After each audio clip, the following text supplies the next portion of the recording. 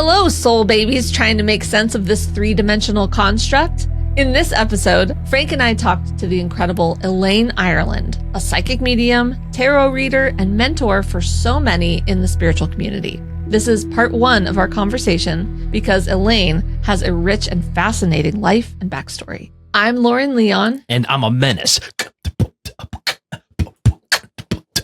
to society. Oh, wow. We are a married couple learning how to develop our own intuition. And this is episode 75 of Clairvoyaging.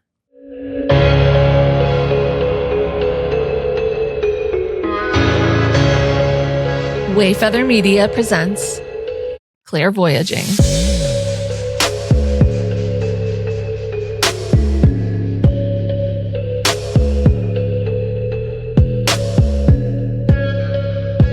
What's going on? Hello, everybody out there in the digital world. In the sea, voyaging.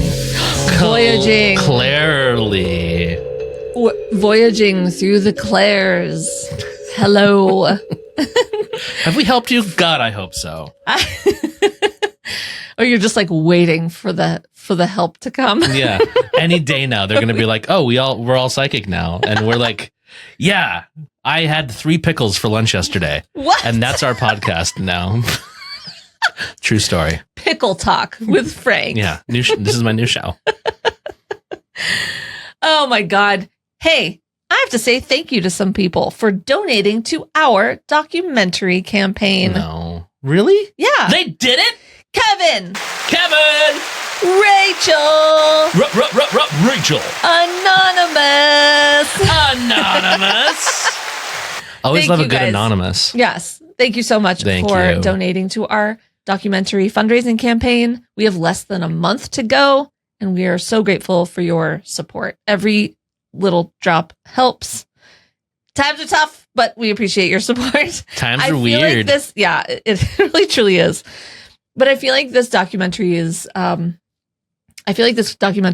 to be helpful for people kind of venturing into this community. Yeah. So, we got to give it a go. And if you'd like to contribute, go to Clairvoyage.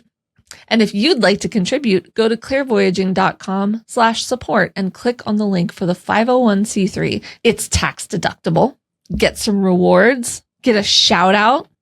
Do the thing. Get it. And thank you. Wake up and get it.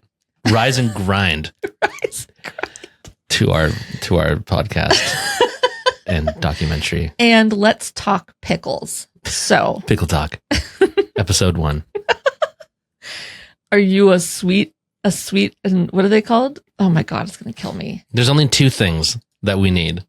Dill. It's dill pickle spears, or I'll make an exception for the caper camp, as we call them. Bread and butter. That's what I was thinking. Yeah, it's nasty. Bread and butter pickles. I'm sorry if you like that, but Those stop. are just kind of weird. If you like the bread and butter pickles, I need you to either write into me right now and tell me why, or stop listening. You're going to get some hate mail. I hope they come at you. Direct your emails to Frank. Personalize them to Frank and tell him how much you love bread and butter pickles. I will dance to your hatred. Give it to me. I've made it clear. What is your allegiance?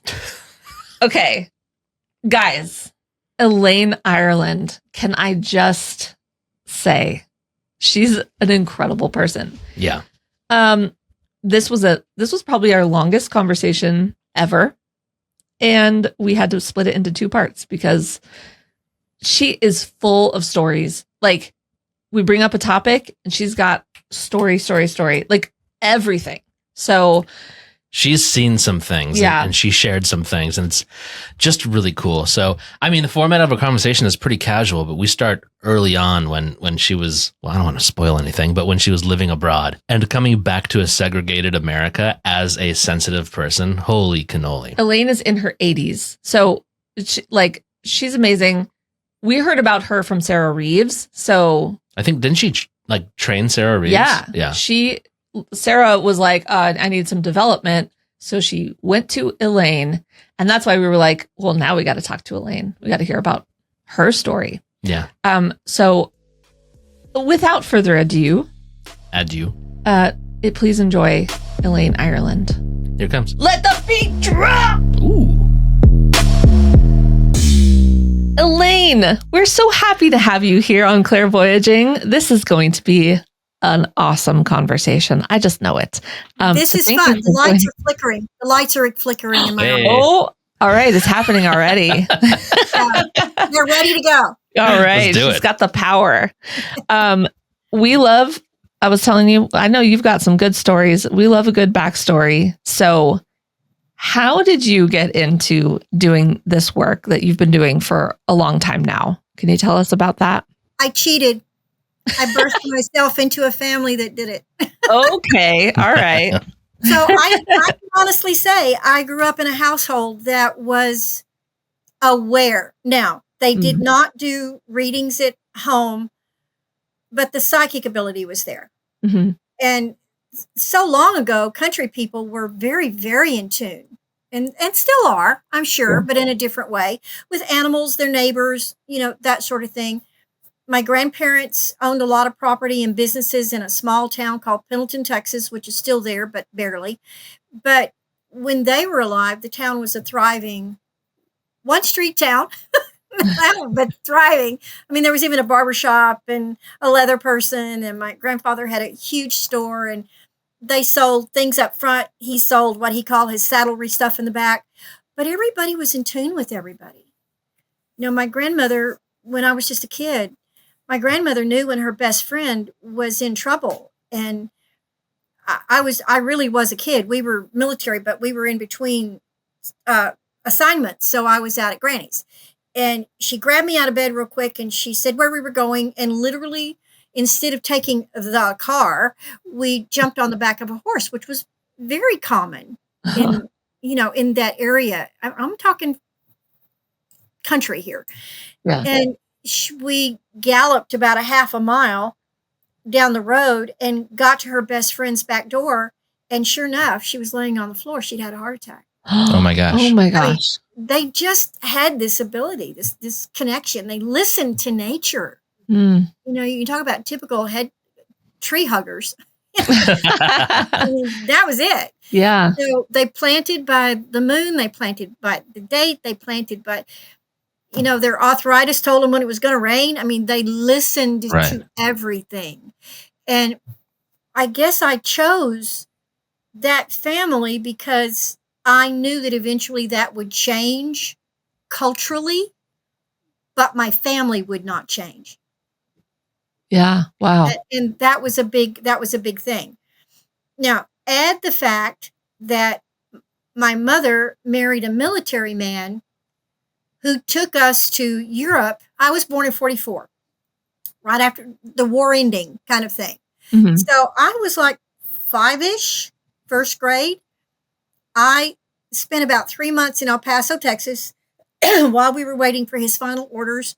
Then we went to Italy because he was Italian, spoke fluently. He was the last one of 16 children and grew up with Italian. So he was chosen to go to Italy for a particular assignment, which was to rebuild 2 churches in Livorno, Italy. I was dumped right in the middle of gypsy world. Oh man. Yeah. Right. This is already so interesting because I literally, so I don't mean to interrupt, but I just wanted to say, like, I talked to my parents this morning and I was like, oh yeah, we're interviewing Elaine Ireland. And like, she trained Sarah Reeves and she is very intuitive. And I was like, I've never met you, but I told my dad, I'm like, she gives kind of like gypsy vibes a little bit. That's how I described you. Oh my gosh. That's so funny. Yeah. I love it. I love it. Tune it in before you even talk to her. Yeah. And we were in Italy when they were rebuilding because of the war. Yeah. And everybody was looking for answers. And of course, when you're young, you learn the language, any language, quicker. The younger, the better, so to speak. So I picked up, and that we didn't have a base. There was no base. The government literally operated out of what had been a 5-star restaurant. So we walked everywhere. I mean, people were living across the street in a bombed out building and had reopened their grocery store downstairs. The government had given them these huge tarps. That was their wall. Their Oh my floor God. was marble, and they were living. That's how people lived there. I mean, it was just, I'd wake up to all of the bells on the bicycles, the people going to work in the morning. My mom took the neatest picture of what looked like a parade of bicycles going to work. And they'd stop at these little shops and buy loaves of bread or cheese. That was their lunch. That's how they survived. People were living on the streets. I mean, that was it. Yeah. We were there for a long time, came back here for not 8 months, went to Germany. Ooh. Now, talk about a different environment. Right. Germany didn't like Americans. So kids could not wander around like we could in Italy, which I thought was interesting, even as a kid. Yeah. MPs were everywhere. If we missed the bus, we could take off and walk to school, but an MP would likely come along and pick us up and put up as many of us as he could get in his Jeepy thing. Some of us hanging off the back. And we could go to Frankfurt. We were like less than an hour to Frankfurt by train for 25 cents. Well, MPs were assigned to be on the train to watch the Americans on the train, and especially kids. And they'd see us come on, and we'd see the MPs going, Man. they did not want kids. But we went to the big base in Frankfurt. Mm. We had a little base in Hanau. So we went to a big base, and we could go to big movies and that sort of thing as a group. But there again, I was with a culture of openness. And my mother could make friends with anybody. She was just, that was just my mom. She never met a stranger. Mm. And again, the gypsies would come knocking on the door and offer readings and that sort of thing. And mother would either give them money, or I was outgrowing clothes very quickly. She'd give them something that I could no longer wear, and they were most grateful. And I would come home more than once. I came home, and here was a gypsy lady or two sitting, just having coffee with mom, not necessarily doing readings, just she'd found her people. Yeah. That's funny. Was basically it. They found her. So I grew up with that openness, and yet I was safe there. Mother was safe in Europe at that time. Now we were military. So we had to be careful about how outspoken, particularly mother. And her personality was one of, the door's always open. I've got enough food for 50 people. Come on in. She was the entertainer. That was just mom. But she still had to reel it back a little bit because of my stepdad's career. So we had to be careful. And then when I came back to the United States when I was 12, we still had segregation. Well, overseas, there was no segregation among kids. We only had one building, and there was one church. That was it.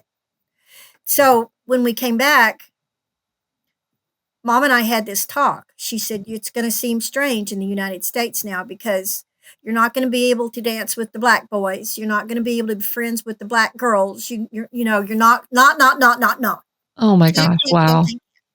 Well, we had segregation when I was in the 11th grade here in the States. Mm-hmm. And during that time, I went to an all-white school. We had the black school. We had South Austin. South Austin was a mix of Latin American and white kids. But in the school halls, there was still a separation. They didn't date the opposite sex. Yeah. Whites didn't, that you had your proms and everybody was nice, but it was still separated. Mm-hmm. So I was a miserable teenager in some ways because that was not how I grew up. I grew up with an open mind. We could talk about anything. So I ran around with the theater kids. Yeah. Yeah. That's where you're safe. We were all weird. Girl. We were all weird.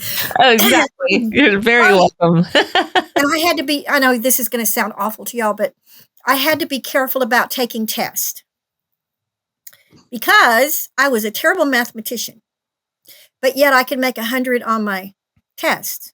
Mm. So teachers were saying, in fact, I had a teacher walk me he called me up to his desk when I handed in my paper.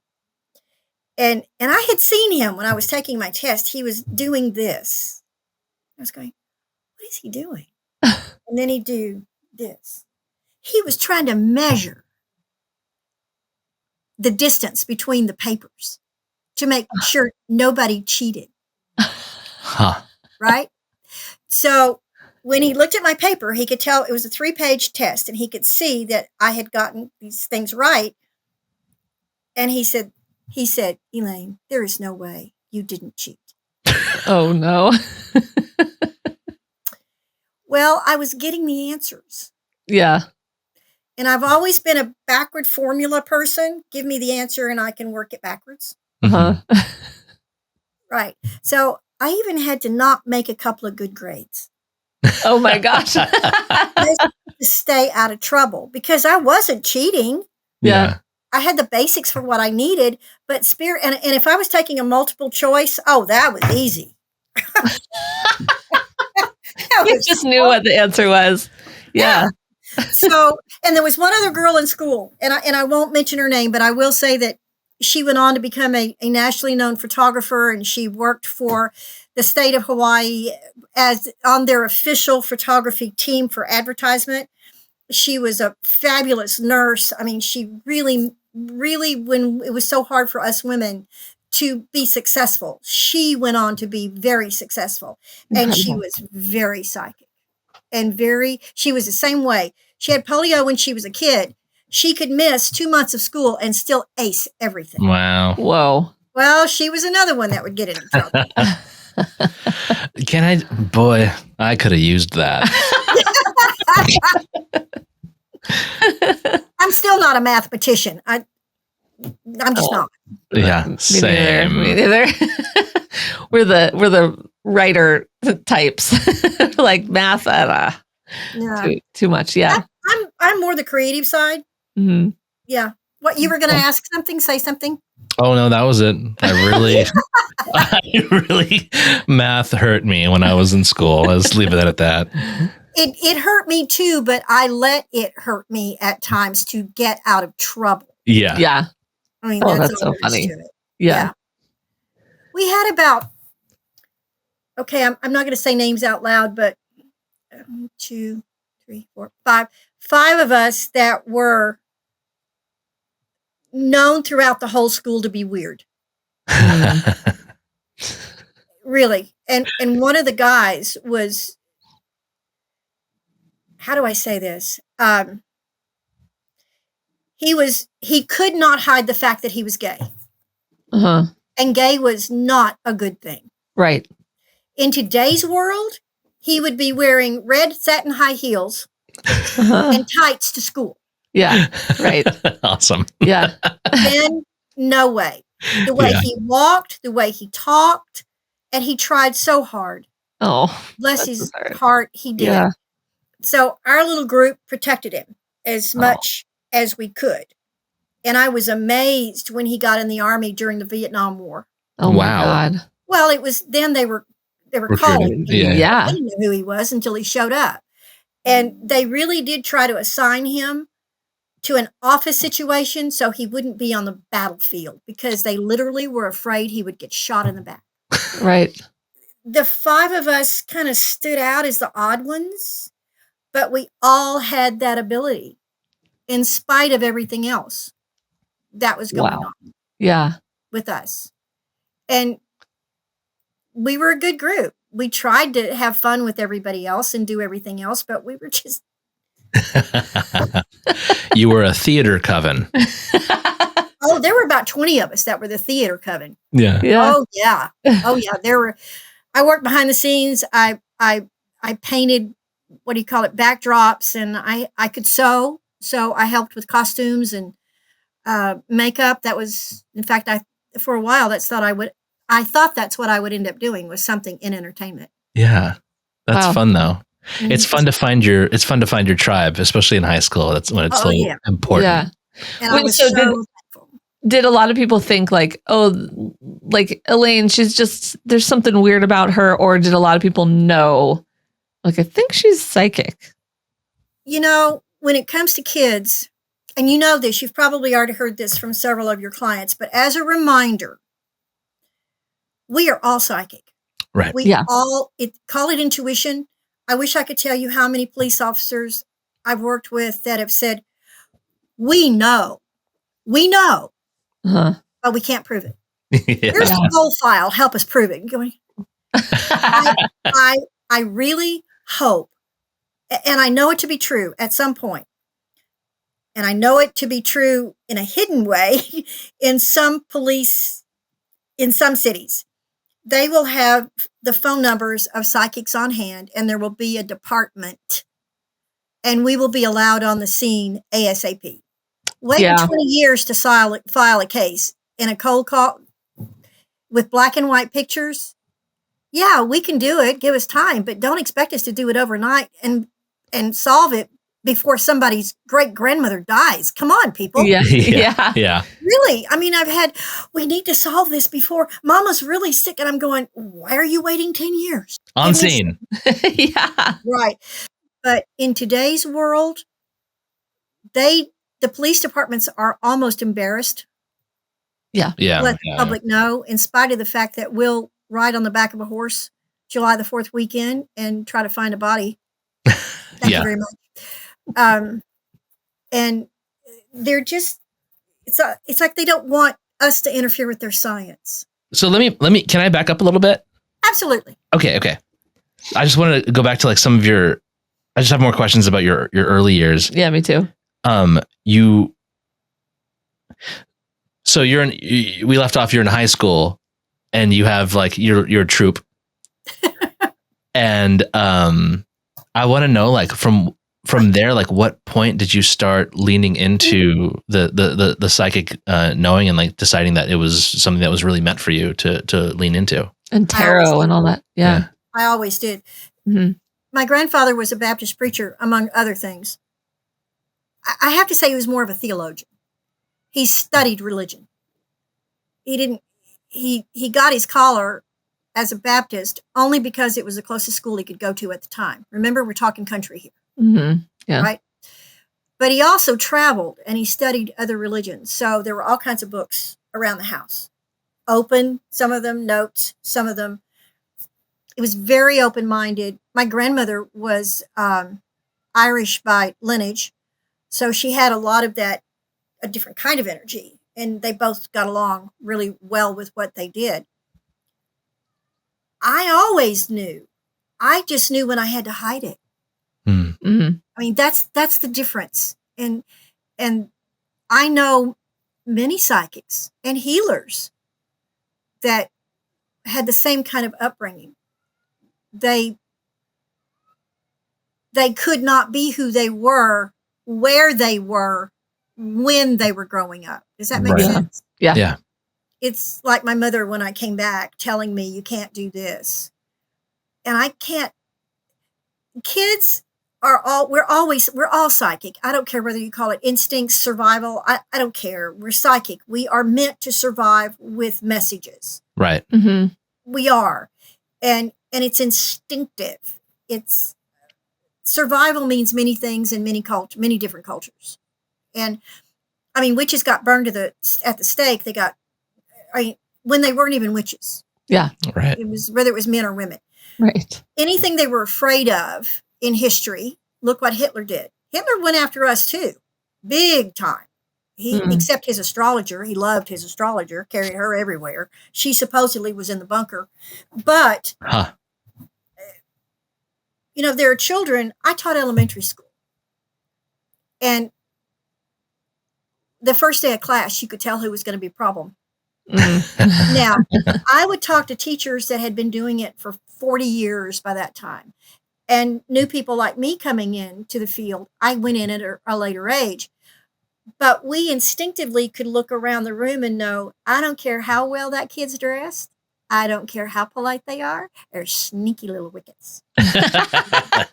All the way to the ones that their parents couldn't pay for a second set of clothes if they had to. Right. Yeah. And I had a kid, his name was Timmy. He was the sweetest kid. He had 3 shirts and 2 pair of pants. And 1 pair of blue and 1 pair of tennies. his whole Very. entire second grade, and Oh. he was the number one intellect in the class. Wow. And so patient and so kind and so unassuming. He would share whatever he happened to have for lunch, and yet his family had almost nothing. I And he bet would, Timmy's thriving now. Yeah, Timmy's doing okay. I kept up with he and his family all the way through high school. He would drop me a Christmas card Oh, and sign it every now and then. He went into the Navy and did really well for himself. Yes, he did. nice. Awesome. So, but there were other kids. We are all instinctive, psychic, Mhm. instinctive from the moment we are born. It's just that some of us come in with the intention of actually providing information via that method. Yeah. Right. So when did you start? I mean, it sounds like along the way you were practicing here and there, right? But when did you officially start taking like clients, or when did you officially start like? Did you get into any kind of development at any point?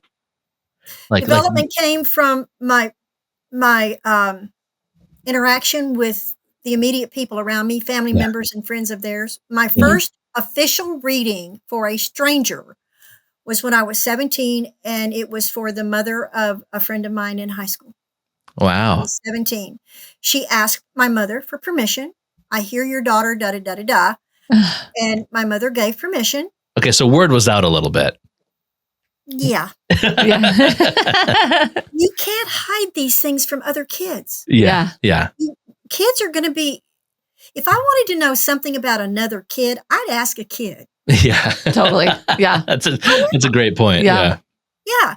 And sometimes, even though they may not know that kid, except to pass them in the hallway or see them on the playground, some of them would come to me and say, so-and-so's not feeling so good these days. I can't tell you why, but maybe she'll tell you why. Huh. Oh. And then they'd run off. Yeah. But that child knew. She already knew what was wrong when she did that day. And I mean, she ran like I was going to force her to. Kids know things. Yeah, so my first professional reading, if you want to call it that, was for the mother of a friend at 17. Mother told that lady, you cannot pay her. Okay, because she offered. Yeah. Mom said, absolutely not. No. Well, the lady brought over a cake the next day. I'll take a cake. Right.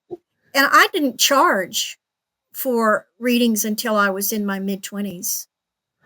It sounds like your mom was trying to institute like a strong ethical sense of like doing this for the right reasons. Oh yeah, absolutely. I did a lot of readings. Yeah. And like most psychics, I still do free readings when it's appropriate. When we know when somebody calls us, whether they're in dire straits or it's really, really hurting. And I'm not going to read for you if you can't pay me. I'm here to be of service. Right. Yeah. So if I can help you, what's on your mind? And well, what can I do? I'll pay you when I get paid, da da da da da. And if nothing else, I'll say, promise me if there are kids in the house, I'll say, promise me you'll do something fun with the kids. Oh, yeah. Something. Yeah. People need to pay for. If that payment is that important, they're more likely to take the information and use it rather than disperse with it. It does. It is a weird thing about like I don't want to call it it is an exchange. There's like energy exchange and someone like requiring something or, getting something from you. There's like an accountability to it's like, okay, well, at the very least, like you're doing, that's so cool. I mean, it's like almost, this is something that, this is very in line with the things I've been thinking about lately, but it is very interesting that idea because it is an exchange of you're exchanging your energy for something that someone needs. And like any 3-dimensional representation of that exchange of energy makes it like it makes it feel like it's valuable in some way. Yeah. Or something. I don't know. It's go ahead. Sorry. There are two parts to that. I find myself asking or thanking people for their trust. To me, that's a form of payment as well. Yeah. Is people's trust. That's huge in the psychic fair. That is. In in the healing and psychic world. It's very, very important. And I'll thank people for their trust. To me, that's a payment within itself. But it's also, I'll tell them to pass it forward. You may not have anything right now that you think is of value, but you do. When the time comes, if you're behind somebody in the grocery store and they need $5 and you've got it to pay out their bill, then quietly tuck that $5. Yeah. You know, I'll encourage people to do that. Do something for your kids. Go have fun with your kids. Go take your mom to dinner. You know, I told a young man that not long ago. And it's important. I don't care if it's Taco Bell, you know, it doesn't have to be expensive. Go spend the day with a friend who just needs a friend. That to me is payment. Yeah. Yeah. That's great. That is interesting. That's great advice just in general. Not to make this about me, but I'm going through a thing right now where I'm redefining my sense of value, and it's separate from like actual financial gain in any kind of way. Mm-hmm.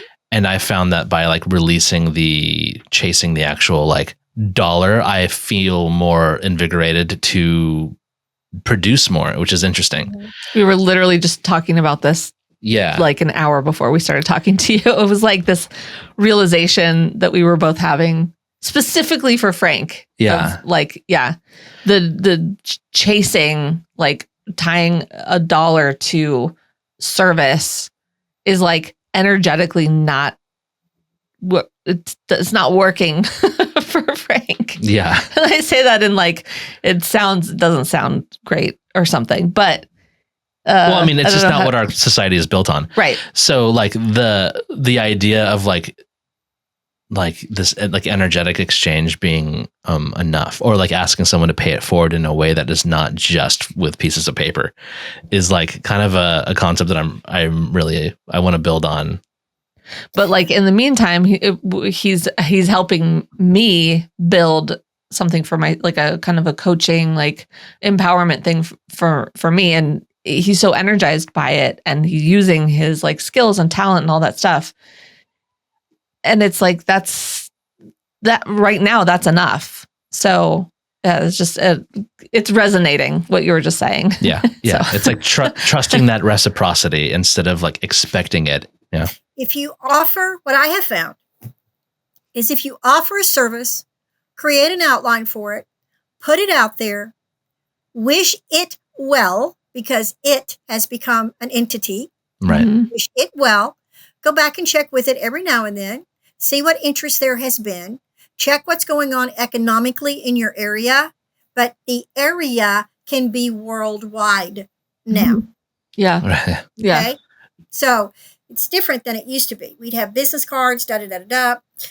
But not a whole lot's going to move on that until July. And I know you didn't ask for a reading, but that's what I was getting when you were talking. Not a lot is going to happen with anything new until July, which includes your stuff as well. Okay. We're moving in July, and we've been told that new beginnings. Yeah. We've been told that our future path has a lot to do with, for some reason, where we are. Oh, geographically, it's geographical. There are psychics that do geographical readings. Where do I belong? Yeah. Oh, wow. This is so interesting to me though, because like you said, like we are a global digital community. So it's sometimes like being geographically in a particular place doesn't feel like it should be that important. But I think energetically though, because we're ready to move, we've been like talking about it for a while now, and we're trying to get everything in place, and it's a lot of moving parts. I think because of that, it's like, I don't know, energetically, we're supposed to not be in this location anymore. Yeah. You've got go ahead. You've got a lot of concrete around you, don't you? Behind you, and it feels like blocks of concrete, like you're in a bunker. The studio absolutely is You got to get out of there. This space is a box. Yeah. Yeah, this is inside our garage. Yeah, I built this room inside of our garage for the purpose of being, this is like my creative box. Because I didn't have a good space for it inside. But like we spend way too much time in here, and I'm trying to move this into when we're moving, I want to make this a space that has a window at the very least. Yes. Both of you need the roots on your feet. Both of you, when you go look for new spaces, take your shoes off and feel how the dirt feels. Oh, that's interesting. Okay. See how you're, even if you just walk on a lawn, if you're considering buying or renting or whatever you're doing, it's really important that you have a wider space. Okay. And yeah, you're going to have concrete, but you got to drive on something, right? Yeah. But you need something where air can come through your space when you open the doors, open the windows, and not feel like you're in a bunker. That doesn't mean you can't have a creative room. Absolutely. Yeah. But be careful about what you construct it with, what you make it out of. And if you want a concrete floor, that's fine. But also keep in mind that the more things like that you have, it could possibly not only protect, but interfere with energy. So when you create your new studio, if you're not knowledgeable about feng shui, before you build it and create it, talk with somebody about feng shui and flow of energy. It's just that wherever you move to, you're going to be there a long time. This is a pretty stationary new space for you. So that's good to hear. We want to move to San Diego, so we're it's been this like, what do we, we're upheaval. It's a big upheaval just because we've been in this house for 12 years, but it's hard. Yeah. But we feel very like, again, keep talking about like misalignment. We feel misaligned with like this. Well, you've changed. This area. Yeah. You've changed. Yeah. Both of you have changed. You've changed as a couple. You've changed as individuals. Yeah, so exactly. You've got this pyramid, this 3-wall thing going when you have couples. You've got each other, and then you've got the relationship. Yeah. You've got a pyramid always. So you have, and the number 3 is your unity number. 2 things coming together to make that third, which is the relationship. Now, where does the relationship go from here? And as you change, you're going to find yourselves with those holes and those spaces occasionally, but still you come back together and you connect. And that base of your relationship will change also, which is what's happening right now. You just have to be sure, feng shui wise, what you're trying to create when you're creating, like building your studio. Colors, texture, windows, freedom of breath. You've got to have something. I look at musical studios sometimes and recording studios, and they're beautiful, but there's no flow. They're made to be dead spaces. Yeah. Right. And I'm thinking, somebody open a window, and there's no window. We love any little bits of like helpful. Yeah. I mean, specifically because like the past year and a half has been such a period of, well, look what I put on my water bottle. It's my thing, right? The 2 of Swords there. Oh, okay. Yeah. Decisions. Yeah. But I think mostly for a decision for me, like, if I was going to stick with the old way of how I was operating in the world or try something new. And of course, the 2 of Swords, there's a certain element in there about trusting, even though you don't know what's coming. So the other thing about the 2 of Swords, if I may interrupt for just a second, the teacher's coming out of me here. Please do. She's like this. She's blindfolded. You're covering your heart. You're sitting down. You've got a lot of gray. I don't know what card you're using, but in the Rider-Waite deck, you've got a lot of gray, wisdom, knowledge, and experience. But if you go this way, you can't come back here for a very long time. Yeah. So whatever way you go, you're going to stay there. That's probably why I picked that up a while ago. When you move, you've got to be sure of your decision about staying. Now you're wanting to go to San Diego. I don't know why. I don't need to know why. But the reason for you being there could change in 2 or 3 years. So you need to make sure that everything of a foundation can be with you for, say, 12 years or more. Yeah. Yeah. That won't change as much as you can. And we don't always have those answers. But just know with the 2 of Swords, and you're ingraining that energy by carrying it with you all the time on your cup. You're drinking it. You're energizing everything in you put in that cup with that energy. Yeah. So let me know if that's bad, because one of the reasons I put it on my cup specifically so that I remember to be intentional about my decisions and make sure that I'm moving forward with not just intention, but choosing authenticity. There you go. Okay. See, you've got it figured out. Just know that sometimes the meanings behind all of that can be affected and we don't realize it. Yeah. No, I completely agree. I don't have any other tarot sticker on my cup because of that. I just wanted the reminder constantly to choose. What I'm concerned about now is if I'm putting myself in a constant state of not paralysis, but of indecision. Because I'm not being indecisive. Yeah, I'm being decisive. I don't know. Everything about that card says, I'm shutting out any influence, blindfolded, covering your heart, being quiet. If you look where her elbows are on her body,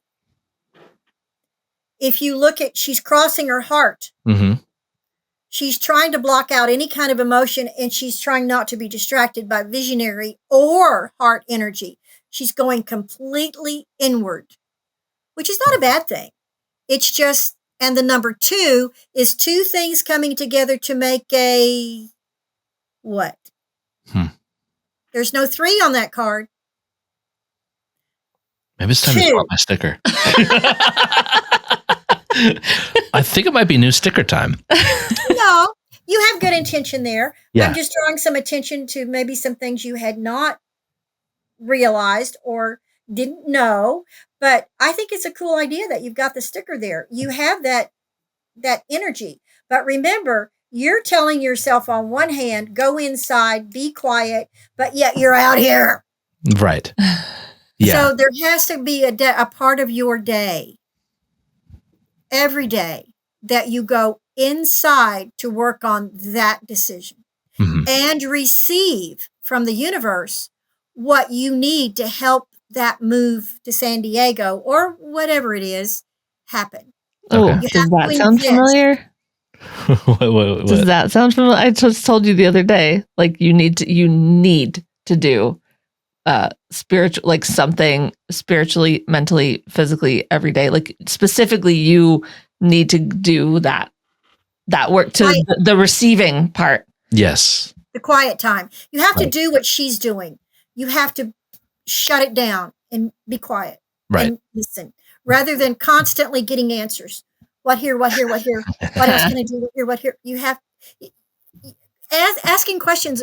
That's marvelous, but you have to be quiet and get the information. That is something that I have like intuitively picked. Well, maybe not intuitively. I'm just thinking even if about it's just one word. Even if it's just one word. Yeah, even with the podcast, I'm always in a state of gathering information. Yeah. And like I'm a big mental guy. I like to like read and inquire and investigate and stuff like that, which is part of me. And I used to fight that a little bit more than I am now, but now I'm like learning how to use it. But I am realizing that you can, what's the point of knowledge if you're just gathering it just to spit out facts later? Like I'm trying to really incorporate this into my being. So like your advice of saying like you need to shut it down a little bit and really do that work. And yeah. So and feel, because remember she's got her heart shut too. So how do I feel? Because that's a big messenger. Our feelings are huge messengers. Yeah. That's the instinctive part. Right. That we work on with our psychic stuff is our feeling. You walk into a room and you're going, oh, this room doesn't feel good. Right. Yep.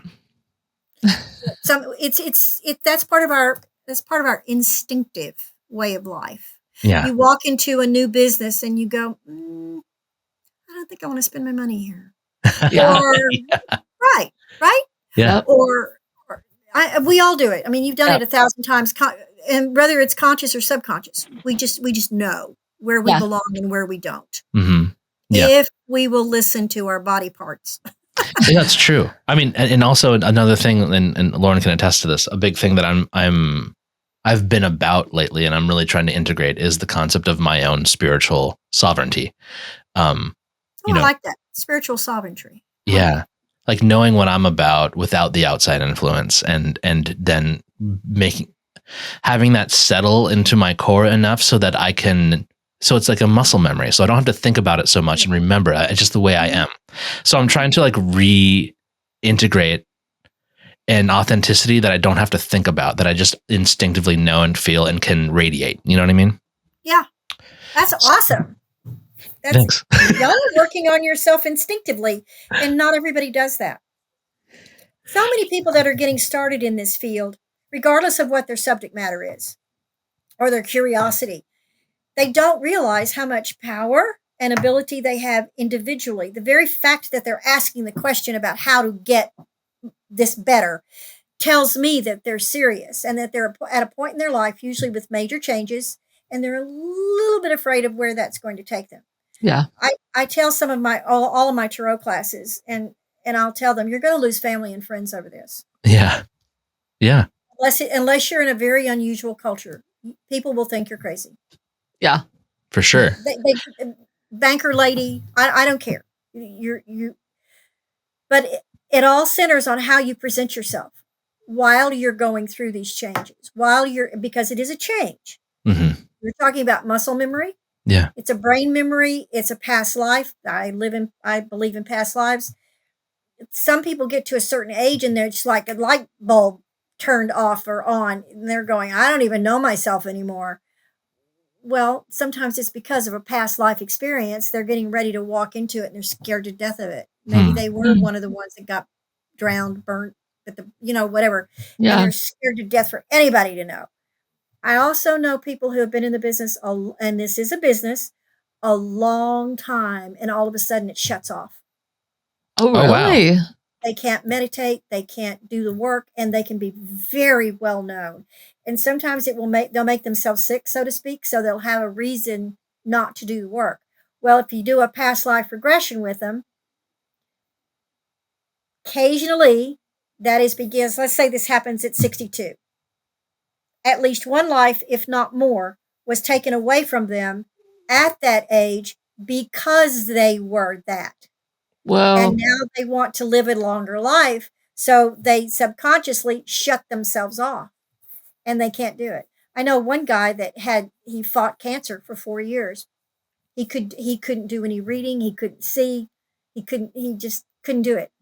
And when they did, he and a lady out of Tulsa, Oklahoma, she did a past life regression for him when she was here in town to do some work, and it came out the very first session they had. He was so afraid that he would not be able to see his grandkids grow up, that he made himself sick so he couldn't do the work. Oh my gosh. I know. It works both ways. I mean, fear is... Oh. Fear will get you. Yes. So hold on. Can I ask you something? Because this is something that Lauren and I were talking about last night, and this is a related topic. So you're talking about how someone might have died when they were 62 and it suddenly is affecting, in a past life, and it is affecting them now, in this life at this age, even though they're alive. And doing well, not feeling bad. And doing well. Right. Yeah. And last night I was talking to Lauren about, what's it called? Ancestral Trauma. Yeah. And like how we can carry these traumas with us. Right. Without even knowing what the trauma might be. And I was saying, like, I was having a moment where I'm like, well, that's not fair. Because why are we going around carrying around someone else's trash? You know what I mean? It's called DNA. Yeah. So, because I've been told on a handful of occasions that I might be carrying something from, my grandparents immigrated from Cuba. They were exiles, and I've heard that that can be a thing. Yes. That carries a lot with it. Mm-hmm. Yeah, and I don't blame them at all for that. And they're both passed now, but I've been told that I might be carrying maybe not that specifically, but something ancestral. I just don't know what it is. It's always funny to me that the thing that the question that I'm asking is, what can we do as individuals if we might be carrying the trauma of the generations that came before us and how do we even identify that if we don't even know what it could be, Well, the off the top of my head thing is, number one, you've realized you have an ancestral issue. Mm-hmm. That's a biggie. And then you accept it. The problem with that question is, and you just said it, and we don't even know what it is. Yeah. The Mhm. first thing you do is, if there are any survivors in your family you can talk to, you ask, what did my parents go through? Why did they leave our country? I mean, you can be told it was political. You can be told whatever a number of things are. Maybe that was how it was described at the time, but it could go even deeper. You need to get as much information about their life in the old land as you possibly can, because they had to get on that plane, that train, that boat, that whatever, to get out of there Mhm. for whatever reason. They're going to take that. And if somebody was a young child, like I mentioned my stepdad a while ago, he was number 16 in his Oh my family, gosh. That's and the baby, and the only one born in the United States to an Italian family. wow. They left Sicily. They ran from Sicily. Yeah. Yeah. To really bad people were controlling Sicily at the time. Yeah. And they ran to America. Well, some of their people were already here. In fact, when they got to outside of Boston to their new home, their 3-story home had already been built by their relatives. Whoa. That's amazing. Right. But those kids were like 1 year, 2 years apart. I mean, that woman was pregnant her entire adult life. God. Until, That's a until a nightmare. certain time. I know, Yeah. scary, right? Yeah. And you can't tell me that some of his older brothers and sisters weren't afraid that at some point somebody from Italy that lived in that area would Mhm. find them and burn their house down. Right.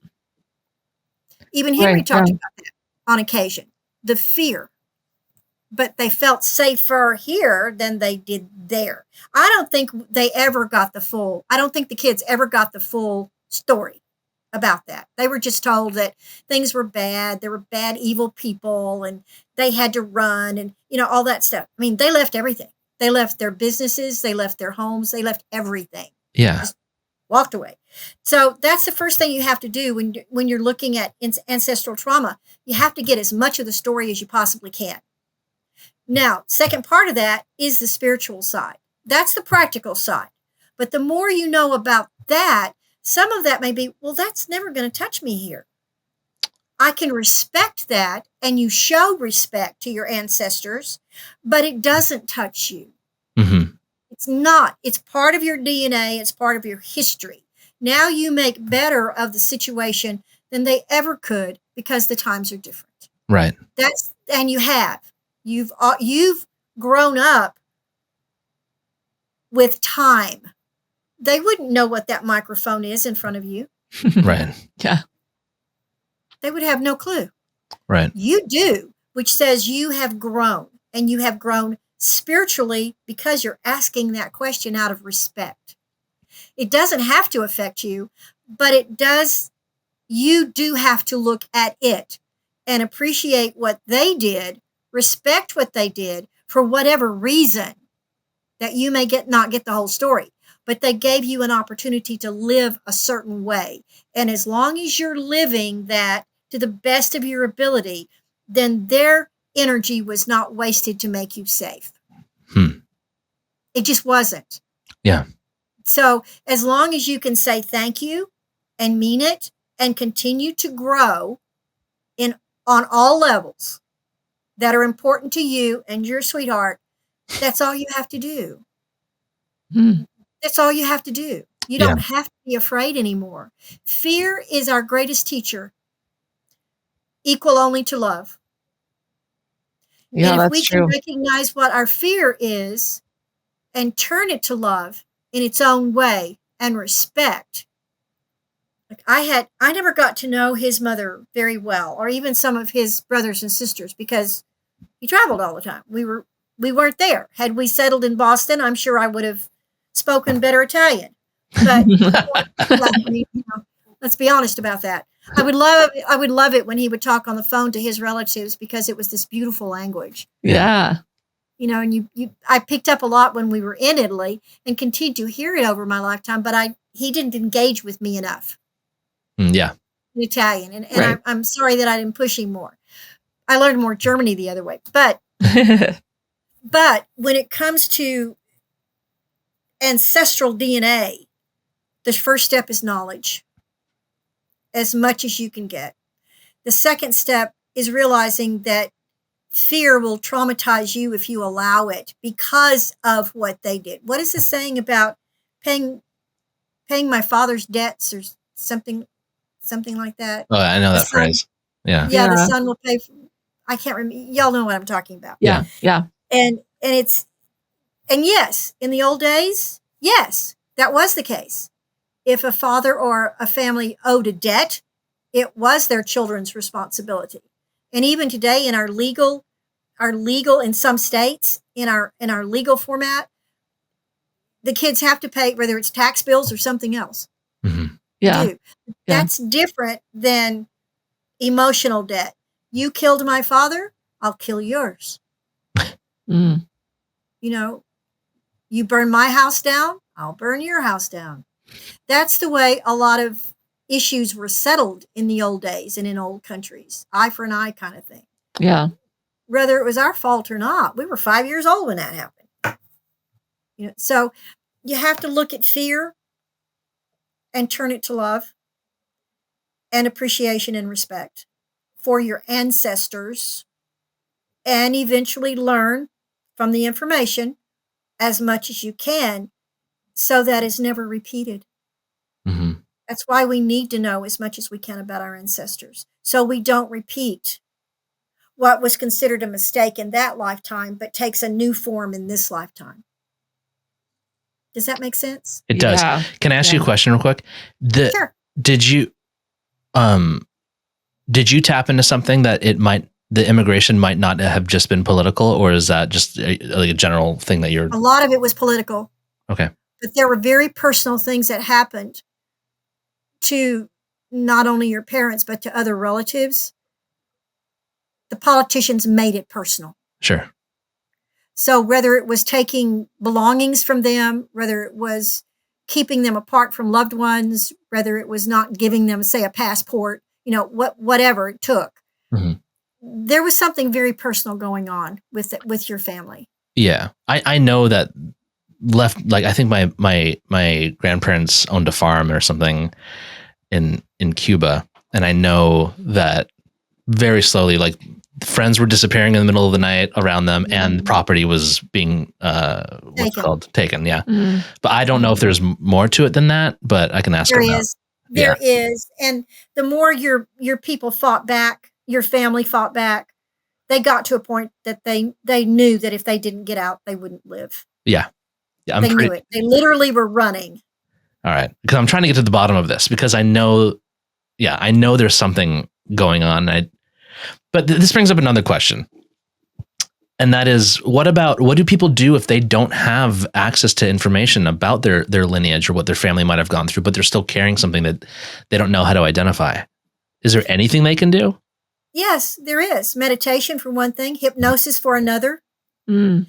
Going to a very, very, very good medium and getting information from the other side. There's always a way to get the information.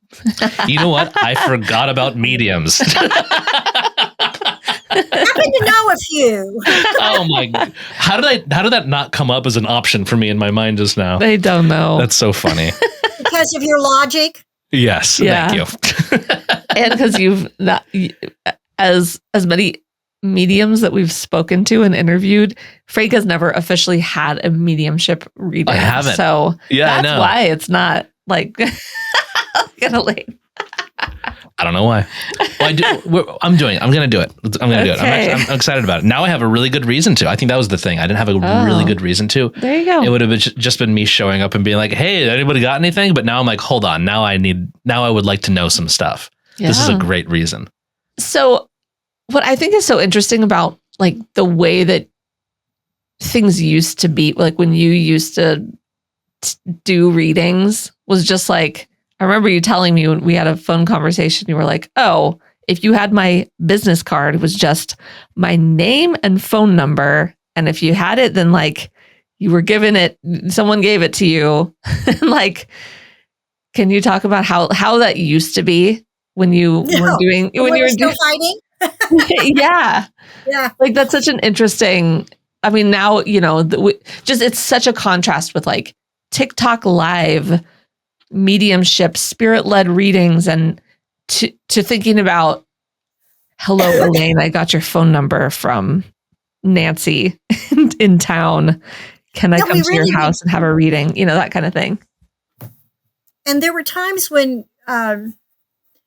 people did not read out of their homes. They had an office. Yeah. Right. Brick and mortar. Yeah. Well, we didn't want people to know where we lived. Yeah. Oh, yeah. And that was it. And you didn't dare have business cards that said Tarot on them. Yeah. Right. She's asking about what we used to call calling cards. And you just had your name and a phone number. And that was it. Never an address, never a city that you lived in. Right. That was it. Just a pretty calling card of some sort. In fact, before I got my podcast, I was running out of cards, and I had decided to go back to calling cards. That's great. Not because I was wanting to hide like I did before, but because I thought things were so crazy. And people had two-sided cards. Y'all would get a kick out of my business cards. They're just the opposite. I know, but you know those things that you point your phone at. Oh yeah, the QR code. Yeah. QR codes, right? I was talking to the lady who she was a student, and then she became a buddy and a friend, and she's wonderful at what she does. And she said, "Elaine, you got to have a QR code." I said, "Well, can I just have Elaine and a phone number and a QR code?" "No, Elaine." Advertising. Your business card is your advertisement. Okay. So one side is black, and that's the podcast side. Oh, and cool. It's got little things that that sound things. Oh yeah. And then the other side is kind of greeny yellow, and that's the tarot. That will be I'm developing another site that is educational tarot. Oh, that's amazing. Cool. It's a teaching thing. And I'm excited about both, but my card ended up being exactly opposite of what I thought I was going to have. But there was a lot of secrecy around us, and there were many readers that did not have business cards until probably 20 years ago. And it would be, here's a phone number, call her, call him. This person does numerology or astrology or readings, and a lot of times it wasn't even what you did. It was just the fact that you were a psychic. We were all grouped together. But astrology was a more common tool that was accepted. The word tarot, the word tarot covered a lot. Palmistry was another one. That was a game thing. That was fun to have your palms read. Yeah. And regular card readings, that's 52 cards versus the 78. Just your regular play poker cards. Oh, people read like do divination kind of stuff with like playing regular cards? Oh yeah. Oh, that was that. The tarot cards are hundreds and hundreds of years old, and those were created before regular playing cards. But and nobody knows exactly how. But regular playing cards were a way of doing divination kind of under the table kind of thing. It's kind of sneaky. Yeah. But to be a psychic, we were all gathered together. I don't read palms. I still have people ask if I do palm readings. Now that I've got a couple of phone numbers. Yeah. We were doing a pretty good sized fair in Midland, Texas, 30 years ago. And it was a big fair. It was a big fair for Midland, Texas. And Julie, the producer at the time, she loved to have everybody or as many of us go to dinner as possible. Well, sometimes that meant 30 people in a restaurant. Wow. Oh I know. Well, by the time you get the readers and the vendors but we had such a following in Midland, we literally would have people follow us. Oh no. Oh, yeah. Well, Julie will have always called ahead and said, "I'm bringing this many people, and could you please make sure there are enough servers, so we can all get our meals." Anyway, she really took care of us. Well, one night we were waiting for our food to be delivered, and this really she was a cute young lady, and she wasn't one of our servers, but she snuck over and she said, "Who at this part of the table does palm readings?" None of us did. But one of our really super sweet astrology readers grabbed her hand, held it for a few minutes, and she said, "Let me see." Well, she wasn't doing a palm reading, although she knew about the lines of the hands, but what she was doing was feeling this girl's energy, and she gave her a full reading. Whoa. Hold on. I love this idea of palmistry being like a sneaky way to do a normal like psychic reading. Right. Oh, it is. We've also never talked to anybody that's worked with a spirit boards, Ouija board. Oh, yeah. Yeah. So. Yeah. Do you know any spirit board? Ouija boards. Oh. I know, everyone's favorite. No one's allowed to have tarot cards, but Ouija boards are in the Toys R Us. Yeah. I was in Oklahoma many years ago to go to a championship rodeo thing that a friend of mine rode in. A woman she's 42 years old and still riding barrel racing and winning awards. Oh boy. Oh, holy cow. So, I know, she was awesome. And this was going to be her last rodeo. So, of course, a lot of us that knew her, we just got in this caravan and we were going to go and have a good time.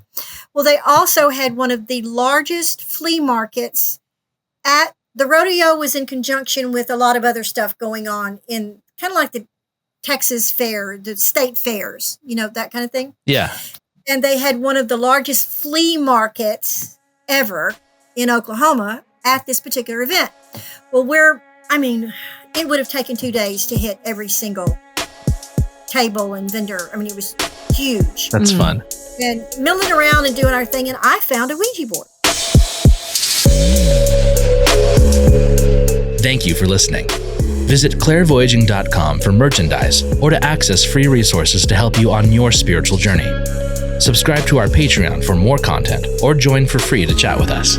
Clairvoyaging is a fiscally sponsored project of Fractured Atlas, a 501c3 charity. Make a tax-deductible donation to support our mission to foster understanding, respect, and curiosity for diverse spiritual belief systems. Clairvoyaging is a production of Wayfeather Media.